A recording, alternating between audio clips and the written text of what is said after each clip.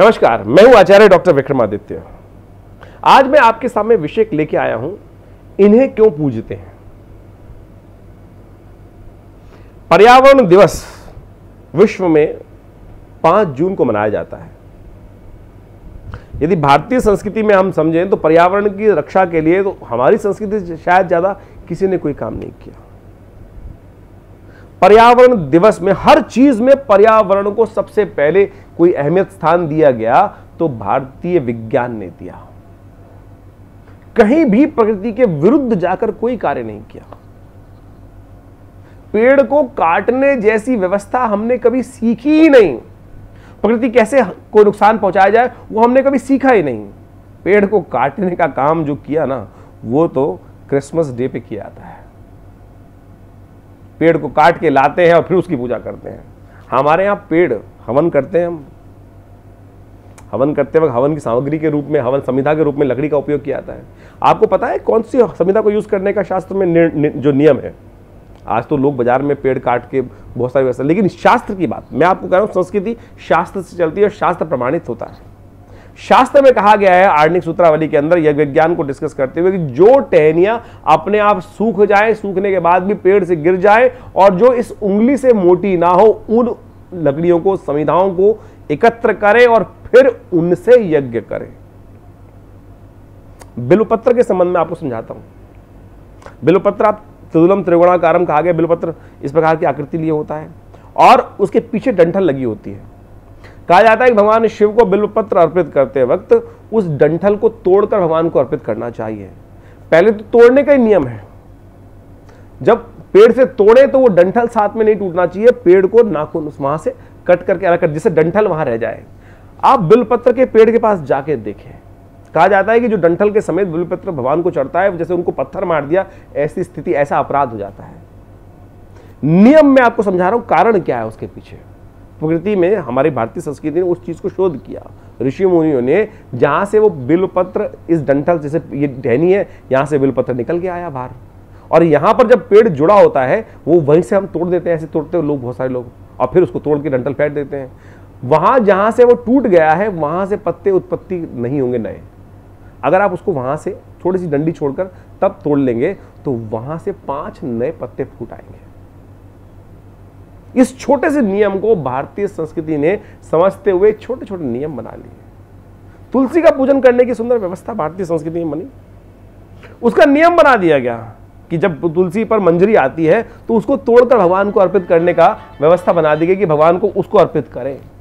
क्यों अर्पित करें उनको? क्योंकि पेड़ को बड़ा कष्ट होता है, वो पेड़ को कष्ट देती है, तो कहा जाता है पेड़ को कष्ट होता है, वो तुलसी मंजरी तोड़कर भगवान को अर्पित कर देनी चाहिए।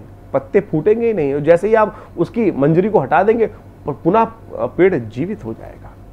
आप समझें, आप तुलसी के अंदर पारा होता है, तुलसी के पत्तों के अंदर पारा होता है, और इसीलिए कहा जाता है कि तुलसी के पत्ते को जब प्रसाद में डाला जाता है, चबाना निषेध है। तुलसी के पत्तों को चबाया नहीं जाता। अगर चबाएंगे तो आपके दांत खत्म हो जाएंगे, क्योंकि पारा उसके अंदर होता है, और जैसे ही पारा दांतों के साथ उसका टच होगा आपके दांतों को खत्म कर देगा। इसलिए कहा गया कि तुलसी के पत्ते को निगल लेना चाहिए। यदि आपकी जो भूमि है, जो खेत की भूमि है, उसमें बहुत ज्यादा टॉक्सिक मटेरियल्स हैं, तो वहां तुलसी लगा दीजिए। वो सारा शोषित करके उस पूरे खेत को आपको शोषित कर देगी और उसके जितने टॉक्सिन्स है वो बिल्कुल दूर कर देगी, और उसमें शोषित करके उसके औषधीय गुण से विद्यमान होकर वो पेड़ आपको लाभ देगा। एक बड़ी पुरानी कथा आती है भारत के अंदर। अरब से एक वहां का हकीम था, उसने भारत में तुलसीदास जी के पास एक आदमी को भेजा, और हमने उस पर कथा भी लिखी है। हमारी एक पुस्तक है आश्रम से जो प्रकाशित होती है, उस कथा को हमने उन पुस्तकों में लिखा भी है। वहां से एक हकीम ने अपने संदेशवाहक को भेजा और कहा कि ये संदेशा भारत में इनको गोस्वामी जी को दे के आओ।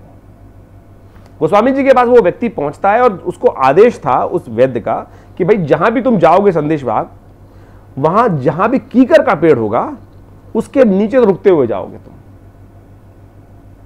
वो वही संदेश का पालन किया, और जैसे जैसे जहां जहां कीकर जहां रुकता था, इतनी लंबी यात्रा थी, अरब से यहां तक आना था, तो वो ईरान से यहां तक आया, जब तो कीकर के जहां जहां पेड़ अवेलेबल हुए उनके नीचे रुकता हुआ गया। जब तक वो हमारे महाराज के पास पहुंचा तो उन्होंने देखा, उस संदेश को पढ़ा, जवाब लिख दिया। अरे तुमको क्या हुआ? बोला महाराज मेरे आदेश था कि जहाँ जहाँ रुकता हुआ आऊँगा, बीमार हो गया हूँ, ये बहुत सारी समस्या, शरीर पे बहुत सारी दिक्कत हो गई है, शरीर में पैचेस थे बहुत ज़्यादा। आज क्या किया था?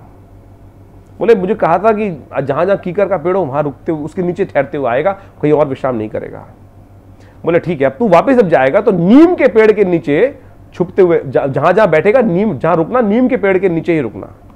वो वैसे ही करके गया, जो उसको बीमारी आते हुए लगी थी और वही वापस जाते जाते उस नीम के पेड़ से ठीक हो गई। यानी ये पेड़ औषधि विज्ञान का कितना चमत्कार है। हमारे भारतीय संस्कृति के अंदर हर पेड़ को पूजनीय बना दिया गया। आंवले को भगवान विष्णु के साथ जोड़ दिया, केले को भगवान विष्णु के साथ जोड़ दिया गया, अनेक बिल्व को सूर्य के साथ जोड़ दिया गया, अनेक रुद्राक्ष का भगवान शिव के साथ संबंध बना दिया गया। हर पेड़ को कहीं ना कहीं किसी देवता के साथ जोड़ दिया गया, जिससे लोग पेड़ काटे ना। अगर मैं आपको एक बात बताऊं, हमारे यहाँ भारत सरकार ने क्या किया, अभी कुछ दिन पूर्व 1960 के दशक में हमारे पूरे ब्रज क्षेत्र के अंदर, दिल्ली से लेकर ब्रज क्षेत्र के अंदर कीकर नहीं होता था, पहले देसी कीकर होता था। आज यहाँ काबली कीकर के जंगल है, काबली कीकर। और हमारे एनवायरमेंटलिस्ट, जो गवर्नमेंट के एनवायरमेंटलिस्ट थे, लोग थे बुद्धिमान, पढ़े लिखे, जो ब्यूरोक्रेट्स जिनको कहा जाता है, बिल्कुल देश की जनसंभुता काम करते हैं, उन लोगों ने क्या किया, आकाश से, हवाई जहाज से इस कीकर के जो बीज थे वो बाहर से खरीदे और भारत में जगह जगह स्कैटर्ड कर दिए और उसको फैला दिया। कि क्योंकि कीकर इसलिए लगाया, और काबली कीकर, देसी कीकर भी नहीं, काबली कीकर लाके, ना किसी काम का ना किसी चीज का, कि लोग इसको काटेंगे ही नहीं, और ऐसी जगह से बुला दिया। और जहां काबली कीकर लगा वहां सारी वन औषधि, जो वृंदावन क्षेत्र था वो तुलसी, वृंदा के वृक्ष थे, वृंदा तुलसी के पेड़ जहां होते थे, सुगंध प्रस्फुटित होती थी, औषधीय विज्ञान से प्रस्फुटित होता, वहां आज सारा कीकर फैला दिया इन लोगों ने। कोई जामुन का, बड़ का, पीपल का, अब गूलर का ऐसा पेड़ नहीं लगाया जो प्रकृति में सब जीवों का कल्याण करने वाले। मूर्खों ने ये कीकर के जंगल का क्षेत्र पैसे खर्च कर व्यवस्था कर दी, जिसके नीचे घास भी नहीं उगती। सोचे हमारे बुद्धिमान लोग एनवायरमेंट की रक्षा करने के लिए, अरे आपने पीपल, बड़, ऐसे आम, ऐसी चीज लगाए होते, कल्याण का भाग तो प्रशस्त होता। तो आज गवर्नमेंट, हमारे लोग जो बुद्धिमान के रूप में वो अफसर बैठे थे इस देश के अंदर, और अभी भी बैठे हुए ऐसे लोग हैं जो अफसरशाही के अंदर इस भारतीय संस्कृति को समझ नहीं रहे हैं। ऋषि मुनियों की शोध करें, उसका कारण यह है कि हमने अपने इतिहास को नहीं समझा। हमने अपने इतिहास के लोगों को वो पंडित समझ लिया। पंडित जो था ना, जो एक ऐसा व्यक्ति जिसको आप फिल्मों में दिखाया गया है कि जो बुद्धिमान नहीं हो, अरे वही हम, हमारे विद्यमान लोग थे। उनकी रिसर्च को आज समझने की आवश्यकता है। तो मैं इस चैनल के माध्यम से आपके समक्ष बहुत सारी चीज़ें इसी सीरीज में रखता जाऊंगा, और आशा करूंगा कि आप उन सब चीज़ों को समझेंगे और अपनी संस्कृति पर विश्वास करेंगे।